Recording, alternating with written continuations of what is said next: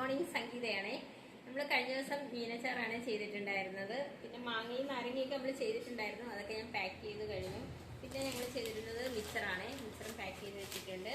പിന്നെ ഇന്നിപ്പം നമ്മൾ ചിപ്സ് ചെയ്യുന്നുണ്ട്. അതുപോലെ ഇതെല്ലാം നമ്മൾ ചെയ്തേക്കുന്നത് വെളിച്ചെണ്ണയിലാണ് ചെയ്തേക്കുന്നത്. പിന്നെ മീനച്ചാറാണ് ഇപ്പം ഇനി നമുക്ക് പാക്ക് ചെയ്യാനുള്ളത്.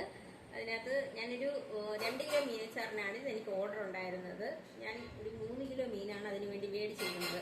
നമുക്ക് 3 കിലോ മീനെങ്കിലും മേടിച്ചാൽ മാത്രമേ നമുക്ക് അച്ചാറിട്ട് വരുമ്പോൾ 2 കിലോയെങ്കിലും കിട്ടുള്ളൂ.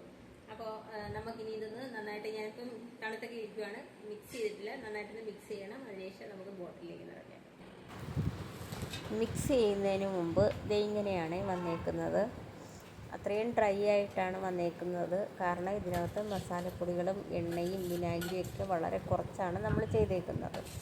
അതുപോലെ 2 കിലോ അച്ചാറിന് ഓർഡർ ചെയ്യുന്ന ആളിനും ഞാൻ കൊടുക്കുന്നത് അരയുടെ, അതായത് 500 ഗ്രാമിൻ്റെ 4 ബോട്ടിലാക്കിയാണ്.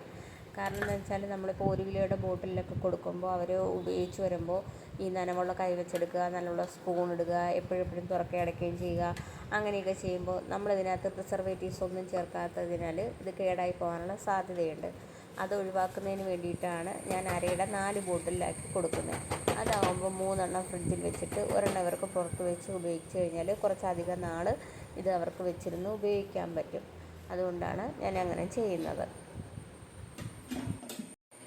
അപ്പോൾ നമുക്ക് അച്ചാറുകൾ മാത്രമല്ല മസാലപ്പൊടികൾ അവൈലബിൾ ആണ്. അതുപോലെ അച്ചാറുകളിൽ വരുന്നത് മാങ്ങ, നാരങ്ങ, വെള്ള നാരങ്ങ, പിന്നെ കാന്താരി ഇട്ട നാരങ്ങ, അതുപോലെ നാരങ്ങ ഈന്തപ്പഴം മിക്സ് വരുന്നത്, പിന്നെ ഈന്തപ്പഴം മാത്രമായിട്ട്, പിന്നെ മസാലപ്പൊടികൾ മുളക് പൊടി, മല്ലിപ്പൊടി, മഞ്ഞൾപ്പൊടി, പിന്നെ അവലോസ് പൊടികൾ, മിക്സർ, ചിപ്സ്, അതുപോലെ അവൽ വിളയിച്ചത്, ഇതൊക്കെയാണ് നമുക്ക് വരുന്നത്.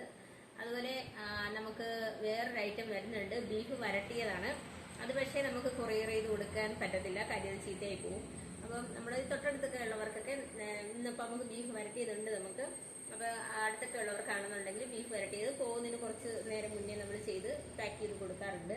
അപ്പോൾ ഇതിനെങ്കിലൊക്കെ ആവശ്യക്കാരുണ്ടെന്നുണ്ടെങ്കിൽ ഓർഡർ ചെയ്യാം. വാട്സപ്പ് നമ്പർ നൽകിയിട്ടുണ്ട്, അതിൽ കോൺടാക്ട് ചെയ്യാം. Thank you.